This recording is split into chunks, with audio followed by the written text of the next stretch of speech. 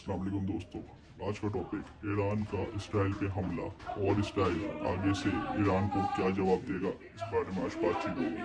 तो साथ ही जुड़े रहिए। ये बात है 1 अक्टूबर 2024 की, जब ईरान में कुछ ऐसा नजारा दिखाई दिया। ये कोई पटाखे नहीं थे जो इसराइल के ऊपर छोड़ी ईरान के देश ने। इन मिसाइल्स को लॉन्च करने का ऑर्डर सीधा ईरान के हेड ऑफ स्टेट और supreme leader Ayatollah Ali Khamenei ने दिया था। इस्लामिक रेवोल्यूशनरी गार्ड कॉर्प्स, जो कि इनकी आर्मी का एक हिस्सा है, उनके अनुसार 90% से ज्यादा मिसाइलों ने अपना टारगेट सक्सेसफुली हिट किया। कर ली गई थी इसराइल के एयर डिफेंस सिस्टम के द्वारा। ये क्रेटर्स आप देख सकते हैं। देखिए 30 फीट गहरा क्रेटर मोसाद के हेडक्वार्टर्स के एकदम बड़ा मिलिट्री बेस है। कई सारी मिसाइल्स वहां जाकर गिरे। मिनिमल डैमेज पहुंचा इस हमले से, लेकिन फिर भी Iran made a big mistake tonight, and it will pay for it. The regime in Iran does not understand our determination to defend ourselves and our determination to retaliate against our enemies. पिछले साल Hamas के हमले से शुरू हुई ये war अब कई देशों के बीच फैल चुकी है। इसराइल न सिर्फ पैलेस्टाइन पर हमला कर रहा है, बल्कि लेबनान पर भी अटैक हो रहा है। हमास, हिजबुल्लाह और हुतीज जैसे कई World War III has already started. The World War is already upon us.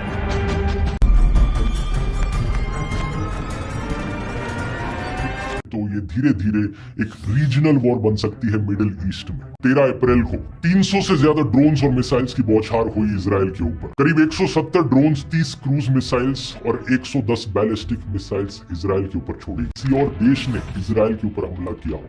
इससे पहले साल 1991 की गल्फ वॉर में था कि सद्दाम हुसैन के इराक ने मिसाइल्स छोड़ी थी इसराइल के ऊपर।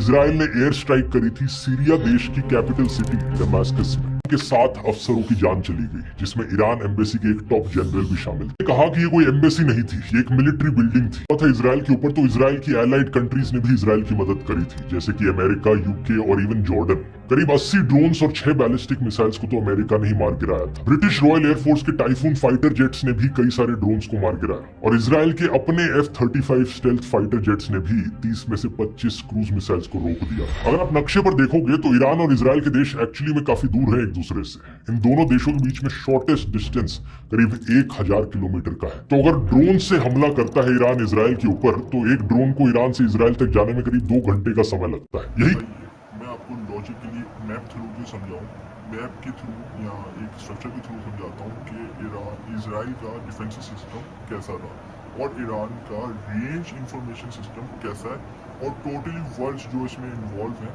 वो सब क्या किरदार निभा रहे हैं। इसराइल के ऑन ग्राउंड डिफेंसेस की अगर बात करें तो इनका आयरन डोम सबसे जाना माना डिफेंस सिस्टम है। इसकी लिमिट है 10 किलोमीटर की हाइट और 70 किलोमीटर का डिस्टेंस। अगर इतनी दूर से रॉकेट फेंका जा रहा है तो आयरन डोम बचा ले। मिसाइल सिस्टम है जो रॉकेट्स को डिटेक्ट करता है जो गिरने वाले हैं, और उनके गिरने से पहले उन रॉकेट्स को अपनी मिसाइल छोड़कर डेविड स्लिंग, जो मीडियम से लॉन्ग रेंज मिसाइल्स के लिए है, 15 किलोमीटर की हाइट और 300 किलोमीटर तक का डिस्टेंस। लेकिन ईरान का देश तो 1000 किलोमीटर को इंटरसेप्ट करने के लिए एक तीसरा डिफेंस सिस्टम है जिसका नाम है एरो सिस्टम। एरो 3 के पास इसराइल की सबसे टॉप लेवल की डिटेक्शन रेंज है, 2400 किलोमीटर की रेंज, और 100 किलोमीटर का ऑल्टीट्यूड। बैलिस्टिक मिसाइल को इंटरसेप्ट किया था एरो 3 सिस्टम ने, जिसे वीडियो पर कैप्चर किया गया। ये मिसाइल अर्थ की एटमॉस्फेयर के बाहर थी। इस वीडियो में आप देख सकते हो, बड़ा ही कमाल का वीडियो है ये। किसी भी मिसाइल को अपने देश के ऊपर गिरने से रोकने के लिए ये सभी डिफेंस सिस्टम्स क्या कर रहे हैं, एक और मिसाइल छोड़ रहे हैं जो उस मिसाइल को फोड़ेगी। उसका नाम है तामीर मिसाइल। एक मिसाइल की कॉस्ट है 50,000, उस मिसाइल की कॉस्ट है $1 मिलियन पर मिसाइल। इनके लिए करीब $200 मिलियन का आयात। पर हद से ज्यादा बैलिस्टिक मिसाइल्स इसराइल के ऊपर छोड़ी जाएंगी। कारण है कि अक्टूबर में किए गए इन हमलों के बाद ईरान के फॉरेन मिनिस्ट्री स्पोक्स पर्सन नासर कनानी ने बयान दिया कि ये सारे स्ट्राइक्स एक limited act of self defence थे, और वेस्टर्न कंट्रीज को इस बात की तारीफ करनी चाहिए कि और ज्यादा कुछ नहीं करा गया। कुछ मिसाइल्स जिनका इस्तेमाल किया गया इस हमले में वो स्टेट ऑफ द आर्ट थी, जिनका पहली बार इस्तेमाल किया गया, जो पिछले ही साल बनी थी, जैसे कि 2023 की फतेह मिसाइल्स। मैं आपको थोड़ा बहुत इस मैप के हवाले से समझाना चाहूंगा कि इस मैप के हवाले से आपको कुछ इजीली वाज़ेह होगा। आइए जानते हैं कि कौन कौन से ममालिक किसकी सपोर्ट में है और रेंज ऑफ इंफॉर्मेशन क्या कहती है। बीबीसी के द्वारा निकाली गई इस फोटो में आप देख सकते हैं इनकी सभी मिसाइल्स की कैपेबिलिटीज। लॉन्गेस्ट रेंज मिसाइल्स इनकी शहाब 3 है, 2000 किलोमीटर से ज्यादा की रेंज। ये हाइपरसोनिक बैलिस्टिक मिसाइल्स की कैटेगरी में आती है। हाइपरसोनिक मतलब स्पीड ऑफ साउंड से भी ज्यादा तेज। ये 18,000 किलोमीटर प्रति घंटे की स्पीड से उड़ सकती है, जो कि 15 गुना ज्यादा होता है speed of. To precisely hit any target within the range of 870 miles, and there exists no system that can rival or counter this missile. के द्वारा जो रॉकेट्स फेंके जाते हैं इजराइल की तरफ, उनका साइज काफी छोटा होता है। वो जमीन से फेंके जाते हैं एक प्रोजेक्टाइल में, यानी अंदाजा लगाया जाता है कि वो कहां पर गिरेंगे।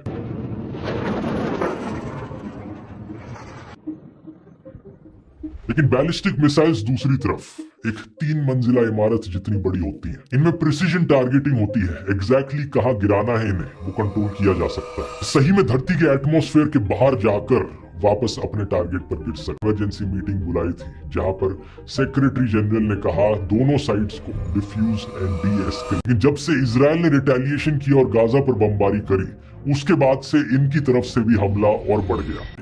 हमास, हिजबुल्लाह और यूदीस बहुत सारे इन सबको ईरान का प्रॉक्सी कहा जाता है, पर ईरान डायरेक्टली इन्वॉल्व नहीं था इनमें।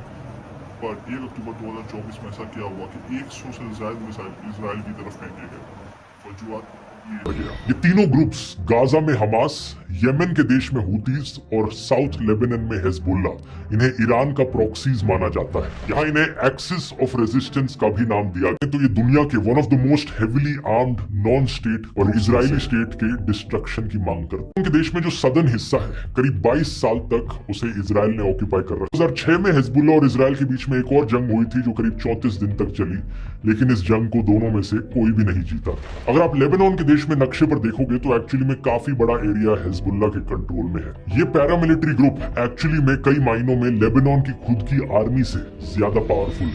Some countries classify Hezbollah as a terror group more powerful than the state, and more armed than the Lebanese army itself. तो अक्टूबर 2023 को हमास ने इजराइल पर हमला किया था, जिसकी वजह से ये सारी वॉर शुरू हुई। और उसके अगले ही दिन 8 अक्टूबर 2023 से हिजबुल्लाह ने ऑफिशियली एक स्टेट ऑफ वॉर डिक्लेयर कर दी थी इजराइल के खिलाफ। इसके पीछे कारण था शिया मार्जिनलाइजेशन और बढ़ता हुआ फॉरेन इन्फ्लुएंस यमन के देश में। हुतीज को भी कई सारे देशों के द्वारा एक आतंकवादी संगठन माना जाता है और ये यमन की सरकार के ऑपोजिशन में। रशिया भी हुतीज की फंडिंग करता है और सऊदी की जो गवर्नमेंट है, सऊदी अरेबिया यमन के बॉर्डर पर है। सऊदी अरेबिया यमन सरकार के सपोर्ट में है वेस्टर्न कंट्रीज के साथ। इस नक्शे में आप देख सकते हो कि सऊदी अरेबिया और ईरान 2 बड़ी रीजनल पावर्स हैं मिडिल ईस्ट की, और अपने आसपास के देशों में दोनों ही देश या तो किसी दूसरी सरकार को सपोर्ट करते हैं या उस सरकार के खिलाफ रेबल्स को सपोर्ट करते हैं। यमन में सऊदी की सरकार यमन सरकार के फेवर में और वहां के रेबल्स के फेवर में है ईरान।